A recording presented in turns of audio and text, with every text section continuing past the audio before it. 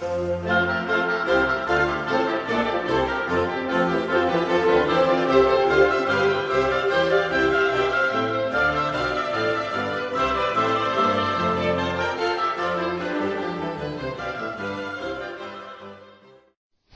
de Juan capítulo 20, versículos del 24 al 29 nos dice la Escritura que Tomás, uno de los 12, llamado Dídimo, no estaba con ellos cuando Jesús vino.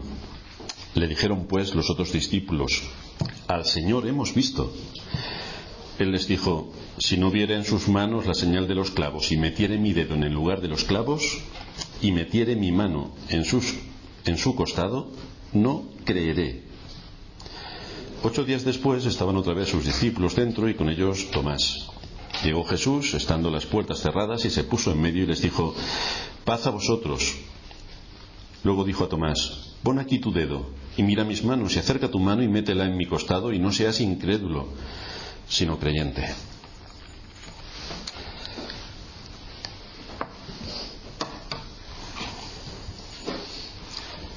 La escena que se desarrolla ante nosotros es bastante curiosa, como decíamos al principio, y vamos a recordar para empezar algunos aspectos que estuvimos viendo en nuestro último sermón. Nos encontramos a nuestro Señor, que aparece delante de los discípulos que estaban reunidos por miedo a los judíos en el primer día de la semana, siendo ya de noche, y en esta aparición Tomás estaba ausente, y además por una causa que llama bastante nuestra atención. Lo podemos deducir porque, aunque no se diga expresamente, por lo que sabemos de la conducta de Tomás en otros pasajes que ahora vamos a analizar, y de sus palabras a los 10 discípulos cuando le dijeron que habían visto al Señor, y de las propias palabras de Cristo a Tomás cuando se apareció delante de todos ellos, es casi imposible no llegar a otra conclusión sino la de que la incredulidad fue la causa de la ausencia de Tomás en este día memorable. La incredulidad. Tomás se menciona en este Evangelio en 3 pasajes diferentes, y en cada ocasión nos da un mensaje de pesimismo. Era de un carácter pesimista, es decir, todo lo veía mal. Era un hombre que veía el lado negativo de las cosas. Sin embargo, a la vez, y nos va a resultar interesante estudiar a Tomás porque nos vamos a ver reflejados muchos de nosotros en sus luces y en sus sombras, en su incredulidad y en su valor, porque es lo que normalmente nos pasa. Vamos a ver también cómo era un hombre que no carecía de valor ni de la lealtad necesaria para servir al Señor. Estaba dispuesto a todo. Hay cosas sumamente notables en nosotros y otras cosas bastante reprochables. Y en Tomás vamos a ir viendo cómo se dan estas características de cosas que honran el nombre de Dios cuando actuamos como debemos, y de otras cosas que son bastante oscuras en nuestra propia vida. La primera vez que Tomás aparece lo hace en el capítulo 11 de este Evangelio de Juan. Al terminar el capítulo 10 leemos cómo los enemigos de Cristo buscaron otra vez prenderle, pero el Señor se escapó de sus manos. Luego se fue más allá del Jordán, y una vez allí recordaréis cómo las hermanas de Lázaro le envían a buscar para darle a conocer la grave enfermedad que sufría Lázaro, y llamaban la atención del Señor para que fuese. El Señor espera 2 días antes de empezar su viaje, y le dice a sus discípulos: «Vamos a Judea». Los discípulos le recordaron que los judíos querían apedrearle, por lo tanto estaba en una situación de peligro. Pero el Señor les dijo: «Vamos a Él». Y entonces se nos dice que Tomás, está en Juan 11:16, que Tomás, llamado Dídimo, dijo a sus condiscípulos: «Vamos también nosotros para que muramos con Él». Estas palabras nos muestran el carácter de Tomás, un hombre que no tenía miedo, que si había que hacer las cosas, aún enfrentándose a un grave peligro, él iba a seguir a su maestro hasta donde fuera. Por lo tanto, vemos su disposición enérgica. Vamos, queremos empezar a hacer lo que tenemos que hacer, y él se dispone a acompañar a su maestro. En segundo lugar, muestra su coraje, porque está dispuesto a ir hasta la muerte. Y en tercer lugar, manifiesta también su amor por Cristo. Vamos también nosotros con Él para que muramos con Él. Es decir, estoy unido a Cristo, sea lo que sea que le vaya a acontecer. Luego ya vemos como cuando al Señor lo detienen, pasa el juicio y todo lo que viene después, como Tomás había desaparecido del mapa porque no se hace ninguna mención de él en los Evangelios. La siguiente vez que Tomás aparece lo hace en el capítulo 14. El Señor había anunciado a los apóstoles que pronto los dejaría, que a donde Él iba ellos no podían ir. Esto le produce a los discípulos del Señor una gran tristeza, y en vista de lo que produce en su corazón, el Señor les dice: no se turbe vuestro corazón. El Señor, por tanto, le empezó a dar garantías a sus discípulos de consuelo, porque iba a la casa del Padre.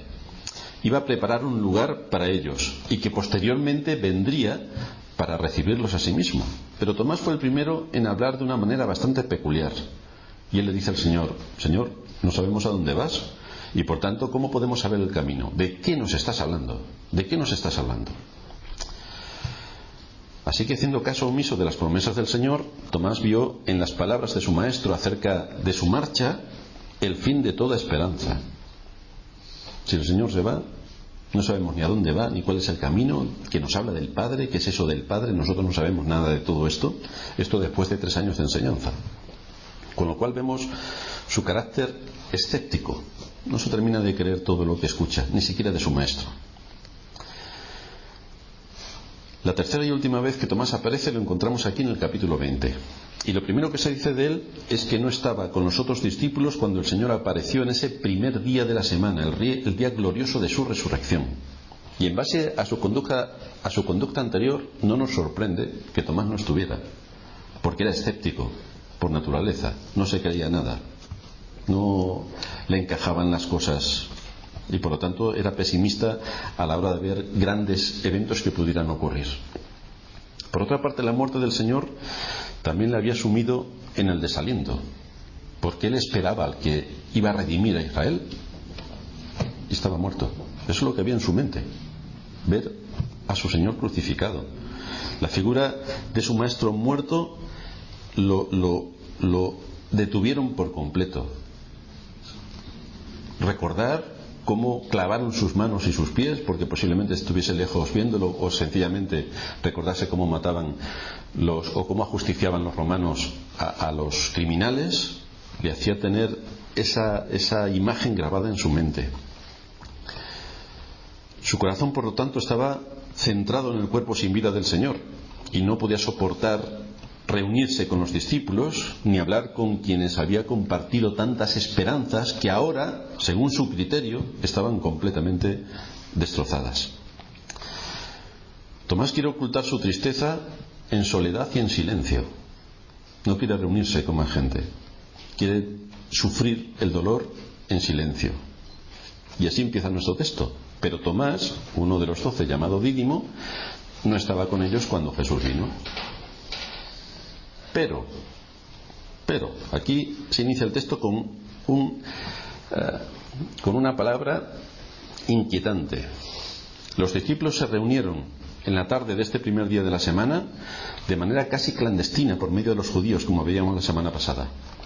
Unos se mostraban incrédulos ante el testimonio de las mujeres, ante el testimonio de sus propios compañeros. Otros tenían la certeza de que lo habían visto, pero había incertidumbre en todos ellos con lo que estaba pasando en aquellos días, en ese día en concreto. Sin duda, los apóstoles se reunieron con sentimientos encontrados. De ahí que pensemos que la ausencia de Tomás solo puede explicarse por lo que los otros pasajes revelan de su carácter sombrío y de su carácter escéptico. El estudio del corazón de Tomás también coincidió con su ausencia en esa noche memorable. Tomás se resistió a ser bendecido por Cristo, porque no estaba donde debería estar en el día en el que debería estar reunido con el resto de los discípulos. Y por lo tanto, como no se reunió con sus hermanos, no pudo disfrutar de la alegría de la presencia de Cristo en medio de ellos, ni disfrutar de la resurrección del Señor, tal y como las profecías habían avanzado acerca del Mesías. Tomás permaneció durante una semana entera encerrado en sí mismo y sin ser beneficiado por las grandes cosas que habían ocurrido, la resurrección de Cristo. Y aquí tenemos una importante lección que podemos aprender, y es de qué manera en muchos casos aquellos que se llaman pueblo de Dios se niegan a la comunión con sus hermanos. ¿Qué hace hoy una persona creyente que no está reunida con el resto de sus hermanos para adorar a Dios y alabarle según su palabra. De ahí que el escritor de los Hebreos nos dice que no dejéis de congregaros como algunos tienen por costumbre. Hay muchas bendiciones que se pierden a aquellos que están ausentes cuando el pueblo de Dios se reúne, como le pasó aquí a Tomás. Tomás tenía que estar reunido con los discípulos, con sus compañeros, y Tomás no estaba. Muchos aprovechan el día en el que el pueblo de Dios se reúne para hacer sus actividades personales y se alejan del pueblo de Dios, como les pasó a los 2 discípulos que estaban camino de Emaús. Han ocurrido grandes cosas. Ellos mismos se están planteando lo que las mujeres les han dicho, lo que han visto a los ángeles, que algo ha pasado grande. Y fijaos el detalle que nos da el versículo 13 del capítulo 24 de Lucas. Iban 2 de ellos el mismo día a una aldea llamada Emaús, que estaba a 60 estadios de Jerusalén, 11 kilómetros. En vez de ir a reunirse con los discípulos y estar con ellos por lo que había acontecido en ese día, que ya tenían noticias de que algo no estaba en su sitio, es decir, de que Cristo no estaba en la tumba, de que había resucitado, ellos, en vez de irse a Jerusalén y estar en Jerusalén con los discípulos, se alejan. No es de extrañar entonces que cuando el Señor mismo se acercó a ellos, sus ojos estuvieran velados para que no le conociesen, porque en su disposición estaba el alejarse del lugar donde Cristo estaba siendo presentado y estaba siendo honrado. Sin embargo, fijaos cómo, a pesar de su incredulidad y del estado de su corazón, incluso a ellos se manifestó el Señor de la gloria. Incluso a ellos el Señor le mostró su gracia. Nos dice el versículo 30 de este capítulo 24 que aconteció que, estando sentado con ellos a la mesa, tomó el pan, lo partió, lo bendijo y les dio, y entonces les fueron abiertos los ojos y le reconocieron. Recordamos que eran unos verdaderos creyentes porque cuando fueron impactados por la verdad, actuaron. Esta es la diferencia entre un creyente y un no creyente. Cuando fueron impactados con la verdad, actuaron. ¿Y cuál fue el efecto sobre ellos de que el Señor se manifestase y abriese su entendimiento? Pues lo sigue diciendo el siguiente versículo. Y levantándose en la misma hora, es decir, cuando el Señor abrió el entendimiento y comprendieron lo que estaba pasando, levantándose en la misma hora, volvieron a Jerusalén y hallaron a los 11 reunidos y a los que estaban con ellos. Directamente se fueron a estar con el pueblo de Dios en el día que Dios había señalado para recibir las bendiciones de Dios. Por lo tanto, vemos cómo en su corazón ciego se alejaron de Jerusalén el mismo día de la resurrección, y cómo cuando les fueron abiertos sus ojos y comprendieron la verdad del Evangelio, la verdad de lo que Cristo les había predicado, volvieron rápidamente para estar con quienes deberían estar en el día señalado. Si no hubieran sido creyentes, habrían seguido su vida como si tal cosa. Este es el efecto y el impacto del Evangelio. Uno predica el Evangelio, y el que es de Dios y oye su voz va a actuar en consecuencia. Pero el que no es de Dios, da igual quien le predique, no va a aceptar absolutamente nada de lo que se le está exponiendo. Esto nos muestra también de qué manera, cuando los cristianos están en comunión con Cristo, desean y buscan la comunión con el pueblo de Dios. Cuando hay una verdadera comunión íntima con Cristo, el verdadero creyente busca el reunirse con el pueblo de Dios. Pero cuando se está lejos de la comunión con Cristo, no hay ningún deseo de estar con el pueblo de Dios, ninguno. Lo cual, según nos dice la carta a los Hebreos, puede ser un síntoma claro de apostasía, es decir, de que esa persona nunca perteneció al pueblo de Dios. Por eso muestra esa disposición, o mejor dicho, esa indisposición para estar donde debe estar. Una cosa es no tener una iglesia en la que congregarse, y tenemos muchos hermanos que no tienen una iglesia donde congregarse y sufren enormemente por no tener una iglesia donde congregarse, como le pasaba también al apóstol Juan cuando estaba en la isla de Patmos, y por lo tanto la providencia le llevó a esa situación. Pero hay otra cosa muy distinta, es tener una iglesia en orden donde congregarse y que esa persona se niegue a aceptar los medios de gracia que Dios ha establecido para la comunión y la edificación de su pueblo. Es absolutamente reprochable, y lo que está demostrando es que ahí no hay un corazón que atiende a Dios y a su palabra, y por lo tanto, como no está en una buena comunión con Dios, no quiere estar en ninguna comunión con el resto de aquellos que se unen para adorar a Dios en su día santo. Quien actúa de esta manera debe preguntarse muy seriamente si es creyente, cuando no busca el estar juntamente con el pueblo de Dios en su día para la adoración pública. En el caso de Tomás tenemos a un hombre creyente, pero también vemos cómo su pecado actuó en él, cómo fue su propio pecado el que le llevó a actuar aparte de la comunión con Cristo por su incredulidad. Pero vemos que cuando fue corregido, él actuó como iremos viendo en lo sucesivo. Su decepción, era tan grande que no quiso estar cuando el resto de sus hermanos estaban reunidos. Han matado a mi Señor. No quiso ninguna comunión. Quiso sufrir en silencio todo lo que en esos días estaba ocurriendo. Y esto implicó, como decíamos también, que se perdiese la bendición de estar con el Cristo resucitado en el día de la resurrección y después toda una larga semana sin tener ninguna comunión ni con Cristo ni con sus compañeros de 3 años y pico en el ministerio, completamente solo. No podemos pasar por alto la conexión que existe entre mantener una íntima relación con Cristo y una correcta comunión con el pueblo de Dios, porque son dos cosas que van unidas. En la medida en que yo esté bien sujeto a Cristo y en una buena comunión con Cristo, en esa misma medida estaré unido al pueblo de Dios y en medio del pueblo de Dios disfrutando de las bendiciones que Dios tiene para con su pueblo. Pero si mi relación con Cristo está mal, mi relación con los hermanos está mal. Y si mi relación con los hermanos está mal, mi relación con Cristo está mal. No puedo decir, dice Juan, que amo a Dios a quien no veo, si no amo a mi hermano a quien veo. Y Dios tuvo muchísimo cuidado en darnos los mandamientos para que viésemos cómo se conectan entre sí todos ellos, de manera que se salvaguarda en la primera tabla el culto verdadero al Dios eterno y en la segunda tabla el respeto al prójimo. Y las dos tablas se conectan entre sí y forman un todo. De manera que tenemos que tener en cuenta, por tanto, que cuando nuestra relación con los hermanos está mal, es imposible que con Dios esté bien, o si con Dios está mal, es imposible que con nuestros hermanos esté bien. Las dos uniones tienen que estar en sintonía. Versículo 25. Los otros discípulos le dijeron a Tomás: al Señor hemos visto. Y él les dijo: si no viere en sus manos la señal de los clavos, y metiere mi dedo en el lugar de los clavos, y metiere mi mano en su costado, no creeré. Fijaos algunas enseñanzas que van a aparecer aquí. Fijaos de qué manera los discípulos no fueron indiferentes al bienestar de su hermano, que estaba, entre comillas, errante. ¿Dónde estás, Tomás, que no estás con nosotros en el día que deberías estar? Fijaos cómo no fueron egoístas ni pasaron por alto la situación de zozobra que había en el corazón de Tomás, y que su corazón, en el estado en el que estaba, produjo el que no estuviera con ellos ni recibiera la bendición del Señor cuando se apareció en este glorioso día de la resurrección.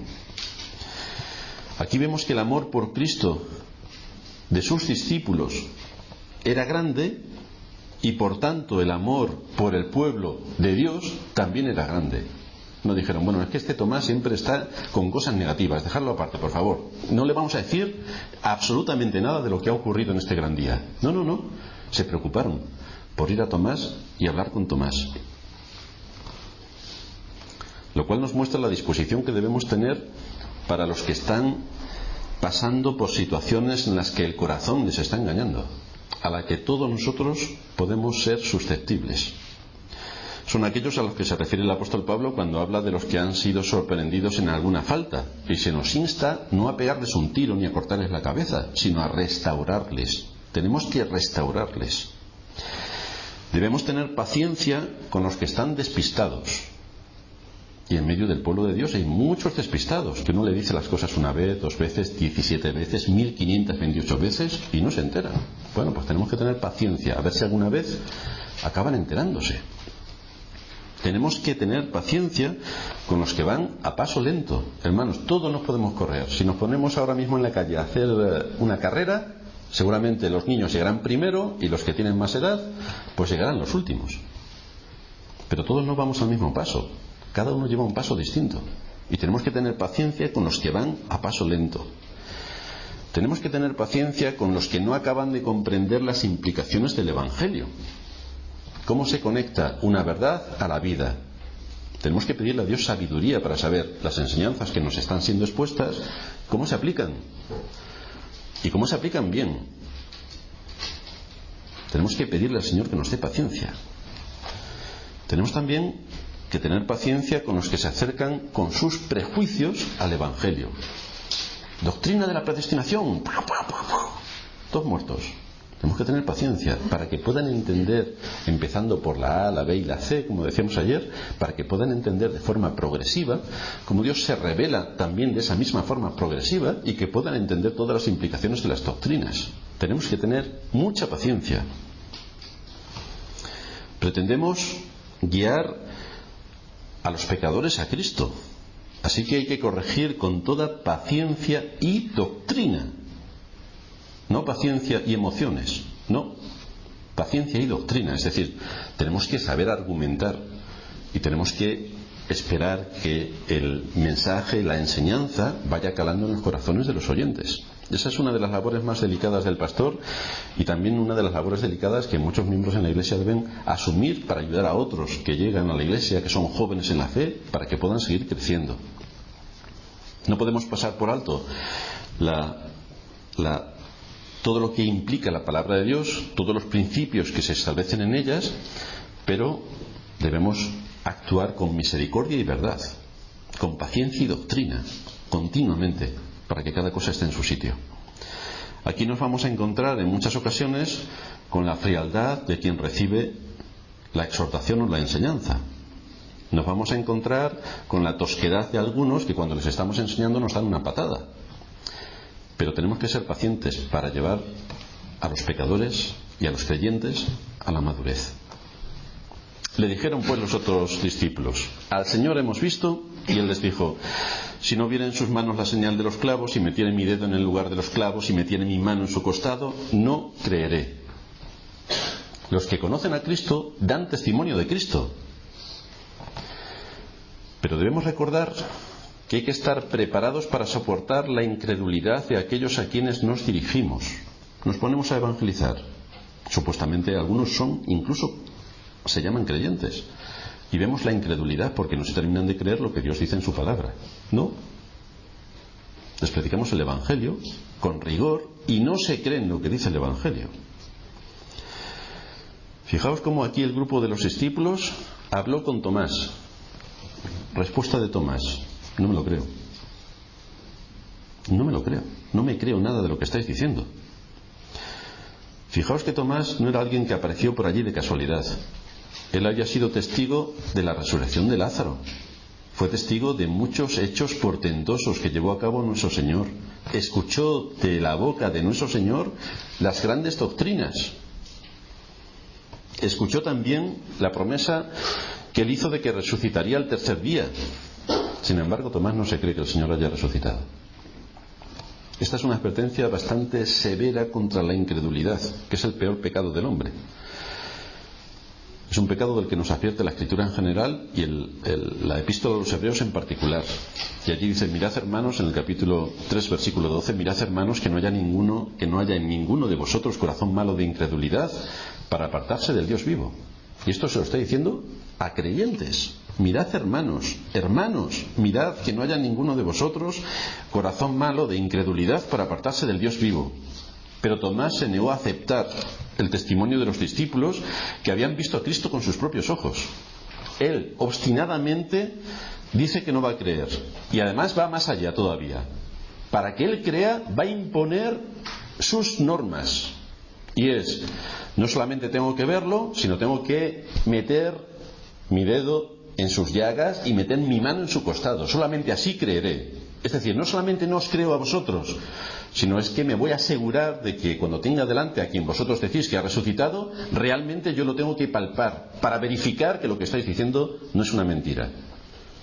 Tomás sigue siendo escéptico y con su incredulidad dio a entender, aunque no lo dijo directamente, que los discípulos eran unos mentirosos. Eso es lo que estaba evidenciándose en este cuadro. Lo cual nos deja bastante perplejos. Nos deja perplejos en una conducta de un creyente y una conducta que también puede ser la nuestra. Que ante evidencias tajantes de la Escritura podamos negar lo que la Escritura misma está diciendo y por lo tanto tildar de mentirosa la Escritura. Cuando estamos en una situación de frialdad en nuestra comunión con Cristo, cualquier cosa puede ser utilizada para atizarle al hermano que nos está diciendo algo. Cualquier cosa. Así que lejos de estar agradecidos a sus hermanos por darle la gran noticia de la resurrección de Cristo, por evidenciarle el cumplimiento de sus promesas, por incluirle en el grupo de aquellos que se podían beneficiar de todo lo que Cristo estaba haciendo, Tomás desprecia el testimonio por completo. Qué ingratos somos en muchas ocasiones con nuestros hermanos. Qué ingratos. La ingratitud es una de las cosas más aberrantes que puede haber entre las relaciones de los seres humanos. Y cuánto tacto también tenemos que tener en otras muchas ocasiones para no responder a provocaciones como la que Tomás aquí está llevando a cabo. ¿Qué es lo que hicieron los discípulos ante la bravuconería de Tomás? No le respondieron de acuerdo a su pecado, sino que fueron también pacientes con él. Por otra parte, tampoco podemos pasar por alto un aspecto de esta situación que se está aquí desarrollando cuando está Tomás hablando con los discípulos. Ellos le dijeron a Tomás: hemos visto al Señor. Dieron testimonio de lo que ellos habían visto y oído. Pero fijaos que no dijeron nada de las palabras que habían salido de la boca del Señor. Es curioso. Hablan de su testimonio, pero no hablan de lo que Cristo había dicho. Y esto nos lleva a otra lección de advertencia para nosotros. Debemos tener muchísimo cuidado para no proclamar nuestras propias experiencias como la base para que otros crean en Cristo.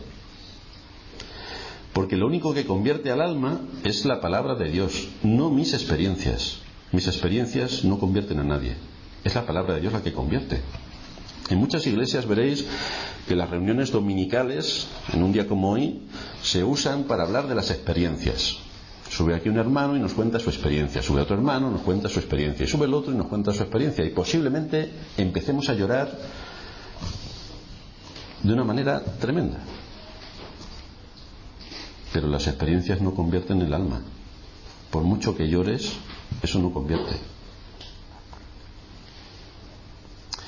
Muchos también de los pastores que se suben al púlpito hablan de sus experiencias y nos cuentan sus batallas. Todos nosotros hemos podido asistir tristemente a algunas iglesias donde el pastor que se sube al púlpito cuenta todas sus aventuras de más allá de los mares y cómo capitaneó un ejército y cómo venció a los filisteos, no sé, 1000 historias que se suelen contar desde los púlpitos. Pero nosotros aquí no estamos para contar nuestras experiencias, estamos para predicar el mensaje de la palabra de Dios, que es la que nutre, la que edifica, la que guía y la que salva pecadores.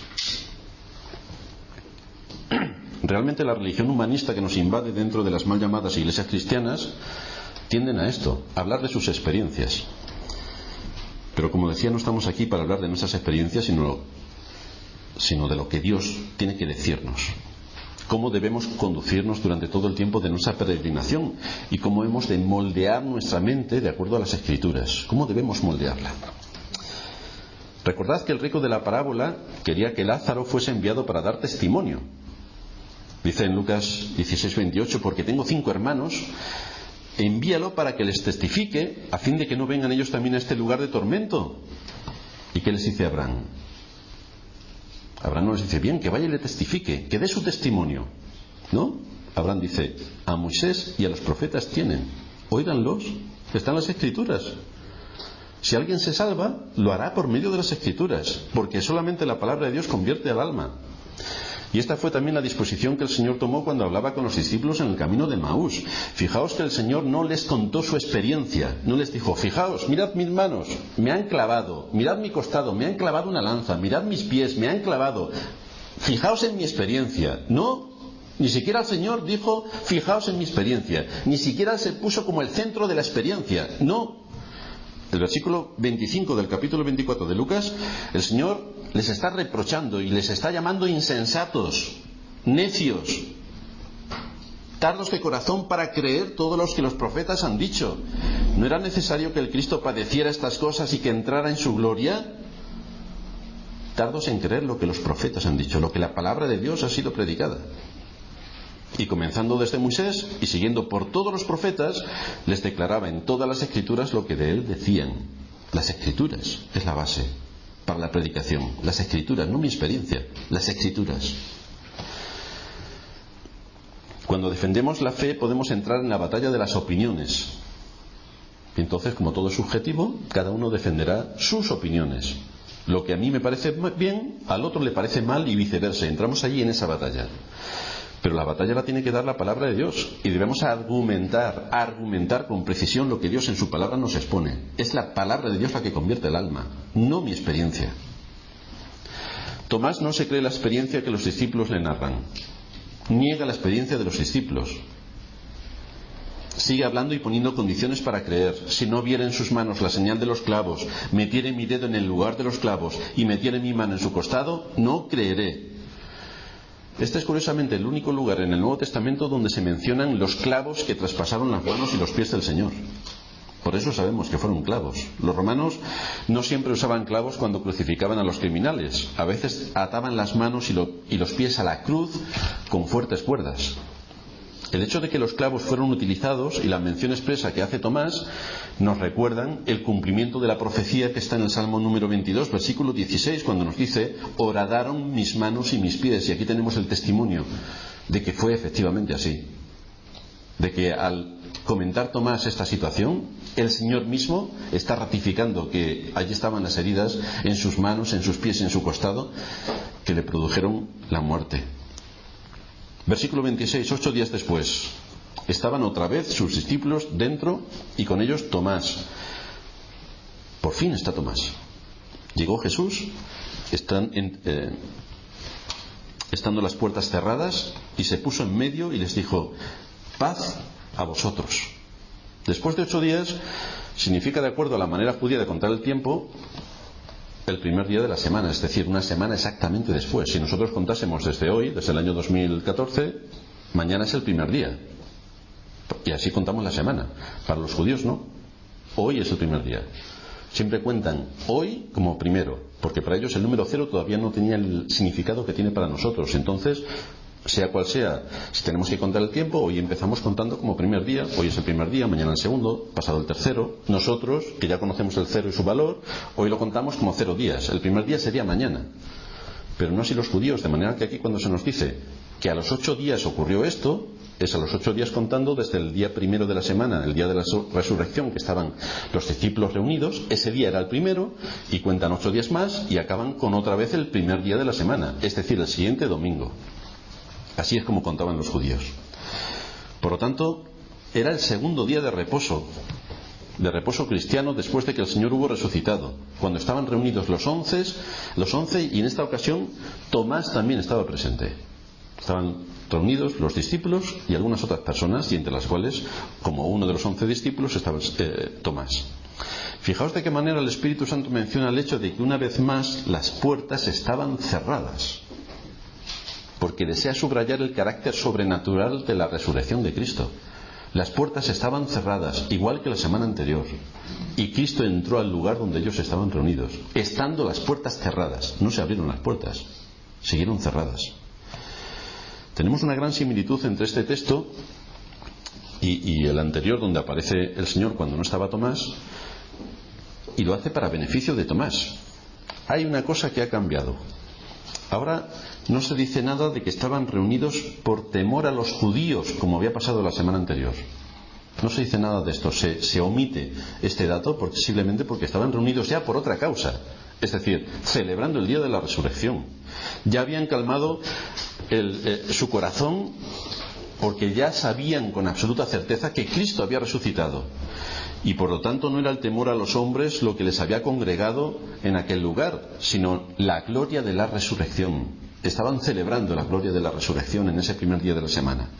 Tomás estaba entre ellos, y después llegó Jesús, estando las puertas cerradas, y se puso en medio y dijo: paz a vosotros. Fijaos cómo el Señor hizo la misma entrada a través de las puertas cerradas que la vez anterior, y se presentó con el mismo saludo.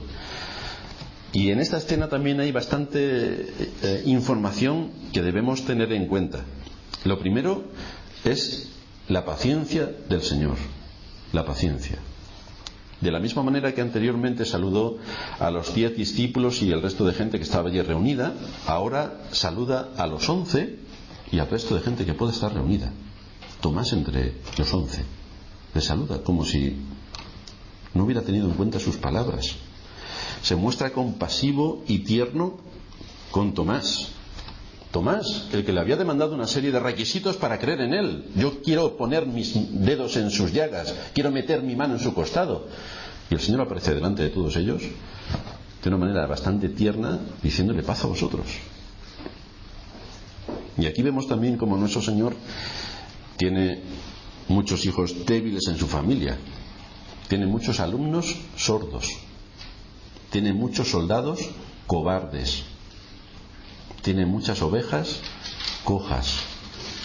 Este es el rebaño. Este es el rebaño. Sin embargo, fijaos de qué manera el Señor va soportando cada situación, va soportando cada debilidad, y cómo nos lleva a cada uno de nosotros a imitar su ejemplo, a que seamos pacientes los unos con los otros, misericordiosos, amigables, benignos, que tengamos consideración para el resto de los hermanos.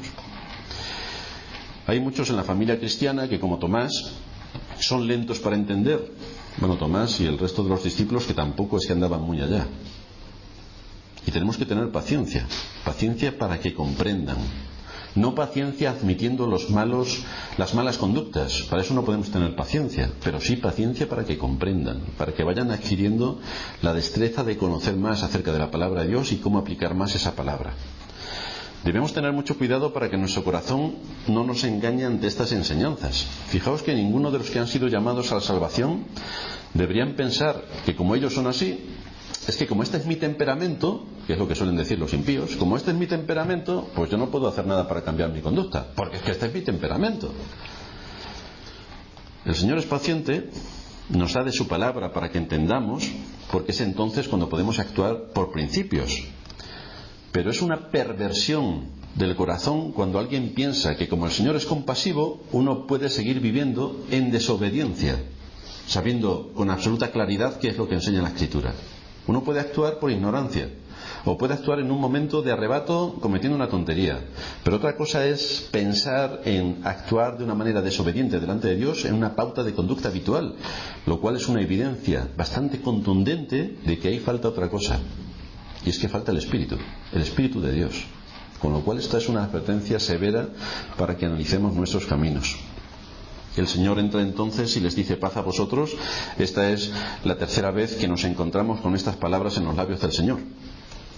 Fijaos que en cada ocasión el Señor utiliza esta palabra, esta frase, de una manera diferente.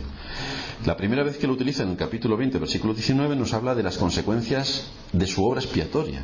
La paz se ha hecho con Dios. El enemigo de Dios, que es el hombre, y el Dios tres veces santo, se han encontrado, han sido reconciliados. El pecador ha sido reconciliado por medio de Cristo y su muerte en la cruz. Por lo tanto, la paz que ahora imparte es a aquellos cuyos pecados han sido perdonados. La paz de Dios, que sobrepasa todo entendimiento, la paz hecha sobre la base del sacrificio perfecto de Cristo. La segunda vez que aparece en el versículo 21 es una provisión para el servicio.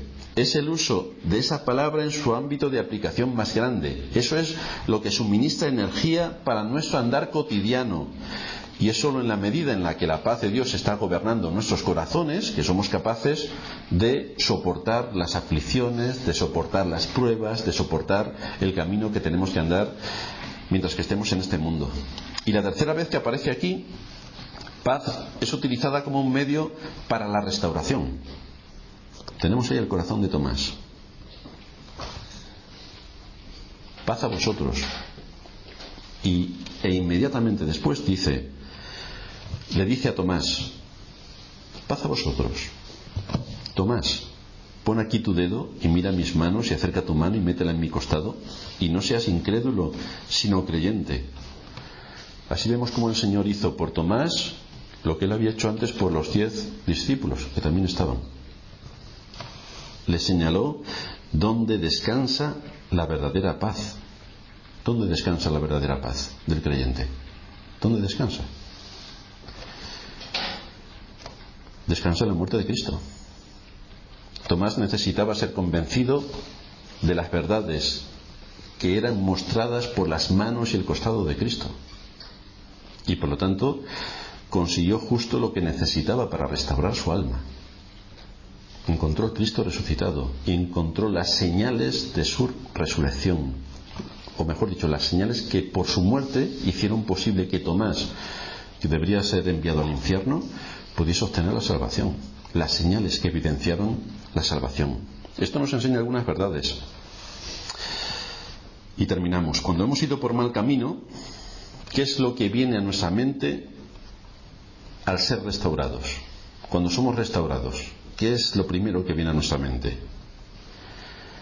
Pues muchas veces no es el conocer algunos puntos de la doctrina y señalar, bueno, nosotros tenemos 5 puntos en la doctrina y los señalamos. ¿Eso nos trae consuelo? ¿O nos trae el consuelo especialmente la gran verdad sobre la que está basada la expiación, que es Cristo? El saber que Cristo murió por mí, que ocupó mi lugar en la cruz cuando yo merecía pagar mis pecados. Únicamente en base a su sacrificio soy perdonado delante de Dios, y esto es lo que tengo que recordar cuando pido perdón por mis pecados y me aferro al sacrificio de Cristo. Cómo su amor le llevó a entregar su vida en mi lugar. Y cuando empezamos a recordar todo lo que Cristo hizo por nosotros, empezamos a ponernos en el lugar que a nosotros también nos corresponde. Empieza a generarse en nosotros el arrepentimiento y podemos ir delante del Señor para buscar su perdón y su paz. Esto es lo que le pasó a Tomás. Fue el ver las heridas de Cristo lo que dispersó sus dudas. Fue ver las heridas de Cristo lo que le sobrepuso al pecado de incredulidad. Y fue así como acabó arrepintiéndose de sus pecados delante de Cristo. Esto es lo que veremos la semana que viene. Pero encontramos en toda esta enseñanza unas grandes advertencias para nosotros, que nos podemos encontrar en la situación de Tomás, que podemos tener nuestras luces y sombras como las tuvo Tomás, y cómo encontramos siempre de telón de fondo la misericordia del Señor, la paciencia del Señor, continuamente. Vamos a terminar en oración.